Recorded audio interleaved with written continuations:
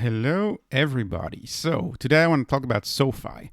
In a former video, and throughout a few videos that I've made on SoFi on this channel, I've posited numerous times that student loans would not come back, at least for perhaps as much as a decade. I've posited that they would stay tied up in courts and that it would be a very long thing and that they would extend the pause for the longest time.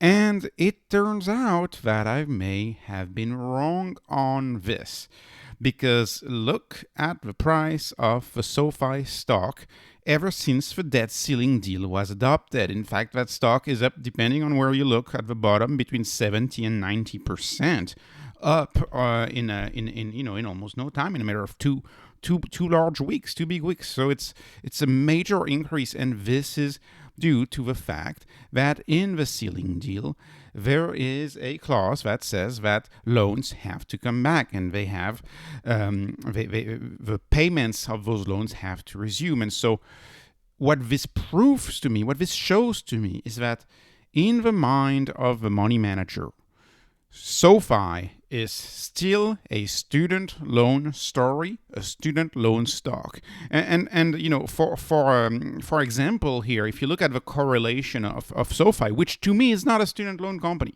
and I've said that numerous times in my videos, but if you look at the correlation of the SoFi stock compared to Navient, which Navient is kind of a legacy student loan refinancer, right? If you look at the pattern, right, if you know a little bit about correlation, I don't need to put this in a spreadsheet to tell you the correlation, but you can see the correlation is probably in the high 80% here. You can see they trade in unison, right? And SoFi is trading up, right?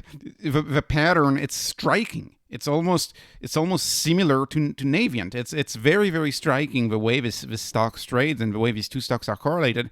Yet one stock, in my view, as very little future, is not interesting at all, which is Navient, which is only student loans, and another stock has a wonderful future as perhaps one of the top banks for millennials and for Gen Z going forward.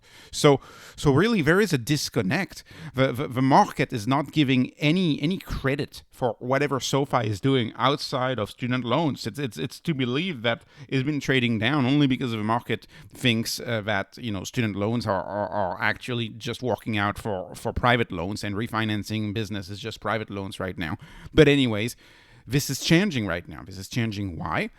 Because the market is getting excited about this statement. Well, it was in the bill, of course, but if you go on studentaid.gov and you actually take it straight from the source, not from the news, but straight from the source, Congress recently passed a law preventing further extension of a payment pause. Student loan interest will resume starting on September 4. Payments will be due in October. We will notify borrowers well before payments restart. So this time, it's the actual website of the government who says this, which is new, and there is still the issue of the forgiveness, which is blocked right now, and we should know sometime in June. In fact, we should know within a few days. I mean, they were saying first half of June, so we should know about that. So we'll see. That may be another catalyst for the stock.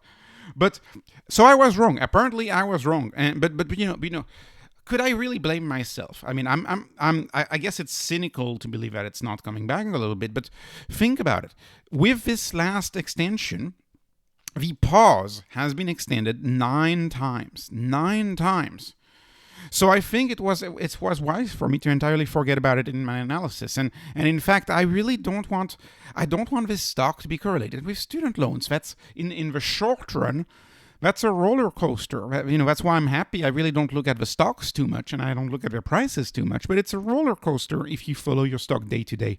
And this is correlated to a student loan issue. The student loans coming back to me is just the cherry on the cake. It is no more but the cherry on the cake. And the inertia of the legacy business of SoFi, that is their student loan business, to me, that makes the stock a single stock issue, or like a single issue stock. And that makes this for a bit longer. And the issue with a stock that only trades on one story is that you're paying a premium or a discount depending on that story. SoFi Stock seems to be an option. It's kind of an option depending on the news on the student loans. And so there is some sort of a premium compared to at least 3 weeks ago on SoFi Stock because people are playing the student loan expectations. And I'm actually not buying SoFi anymore because I think it's entirely possible that there will be more news on the student loan front, and that there will come more volatility related to the student loans, right? Especially as the presidential election approaches, and I'll get into that in a minute. But as I've stated before, to me, SoFi is not a stock that I own for the student loan business. In fact, from reading the last time I looked at their report, student loans were actually under 10% of their business. So that's a minor section of their business. Why do I own SoFi though? I own SoFi because it is a branchless, i.e. it doesn't have the most expensive component of banks, which is the network of branches, right? I believe Bank of America has more than 7,000. Chase has more than 5,000 branches, each with 7 to 10 employees. It's a lot of money. SoFi does not have that. And because it does not have that, it's able to offer better terms on just about every product it offers. It also allows them to be much more agile because you don't need to retrain a workforce of hundreds of thousands of people who offer products. You can just offer them through the app. So this is a branchless, agile neobank. And they target the quote-unquote the rich millennials and Gen Z. If you look at their marketing, it's all about younger, educated folks coming out of school, perhaps working in tech, and the average borrower on SoFi actually makes more than $150,000. Their credit score, the average credit score is about a 750 for SoFi. So they are targeting a profitable segment of the population, and they're trying to be that one-stop shop for that segment of the population. That's why I invest in SoFi. Contrary to that, for example, if you get Square, the Square of a Cash App, in my view, Square's Cash App is targeting true beginners. They're targeting clients that are just starting out. For example, if you look at say, cryptocurrency, the cryptocurrency world, the Cash App only offers Bitcoin, right? SoFi is more sophisticated. It offers more things. Same for the types of products offered, types of loans, the stocks, the options, the ETFs. SoFi goes towards a more sophisticated banking client, a modern banking client who does not want a branch. The branch is a downside to that client. That's why I invest in SoFi. And the numbers are good for SoFi. The numbers are amazing. The guidance for 2023, if you include some sandbag, I'm taking the high end of the guidance, but that's still 30% growth, which is right at the level that I expect for a stock that I follow on this channel, 30%. The gross margin is 80%. They're aggressively taking deposits away from big banks with their savings account rate, which is very high. They have many cross-selling opportunities.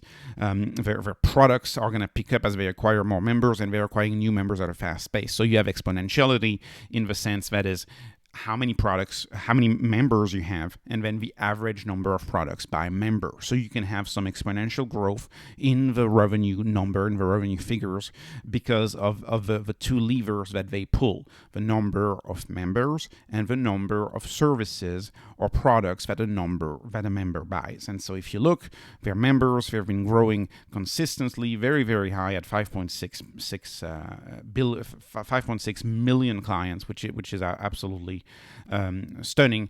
That's about 10% of a JP Morgan if you think about it in the number of clients alone. So it's meaningful, it's significant, and if it keeps growing at this space, which it may with the return of the student loans, you will have a business that will be much bigger. Don't forget, if you grow at just 15% a year for 5 years, that's a doubling.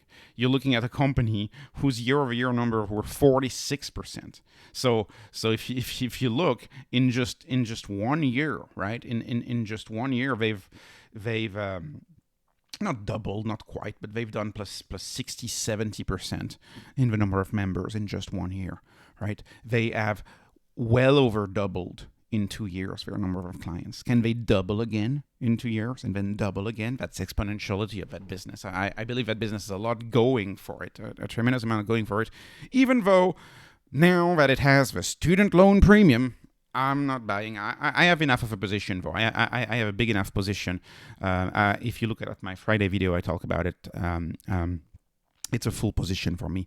So, my issue, though, much to my despair, is that when a stock trades on a single story, there's some binary risk or there's some sentiment risk that can be introduced. And may I show you again this chart? You can see it's a single story. Navient is only student loans. SoFi is everything else and a little bit of student loans, and they trade the same. So you can have some binary risk. If the market sees SoFi as just a student loan refinance company, then future headlines on student loans may keep driving the stock price, just like they have for the past 2 weeks, right? The growth of the past 2 weeks is mostly due on the student loan refinance. Well, sure, we have some good news for the Fed. The Fed may pause, etc. There's a few good things, but the headline, it's striking how correlated this stock is to anything that has to do with student loans. SoFi is a 10-year-old for me. It's a very long-term hold. I don't look at the price every day. And I believe the market will eventually stop treating SoFi as just a student loan company. But to me, I view the Student Loan Association as a risk, right? It's 10% of a business, but it's 80-90% of a stock price movement, which is crazy. I mean, it's very high. It's like a teeny single issue in the business leads to these major moves in the stock. And I see it as a risk because the truth is 45 million voters will see student loan payments come back in October. And we also have a presidential election. That's a lot of voters, and there's a presidential election. So who knows what kind of promise we're going to get from a leading candidate on the campaign trail. And who knows what kind of impact on the stock price, short term or medium term even, that will have on SoFi, right? That could lead to a huge sell-off if you have a presidential candidate who they are starting getting announced, but they will start getting announced more towards the end of 2023, who starts to say, I want to cancel all student debt, or I want to do something about these greedy student loan companies. That could lead to a sell-off. That could hurt the shares. I don't like the association with student loans. I could see a president run a campaign and say, oh, we're going to have a special tax, a special levy on student loan refinance company, and boom, if you have that, the stock could drop.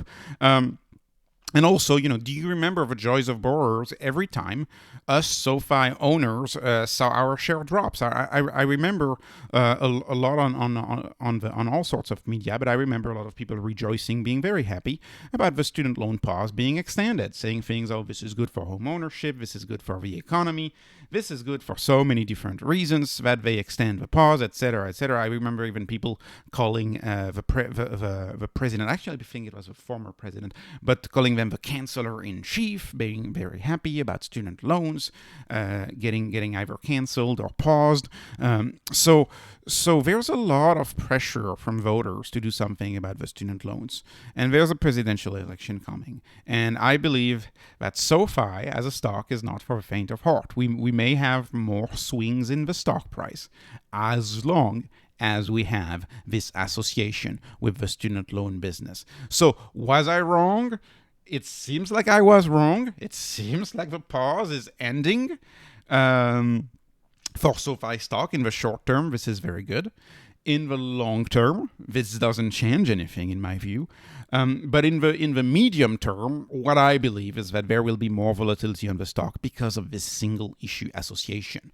And I don't like that as much. I wish that wasn't the case. Anyways, thank you so much for watching. This is not investment advice. This is just entertainment. I appreciate all of your likes, all of your subscribes. Have a wonderful day.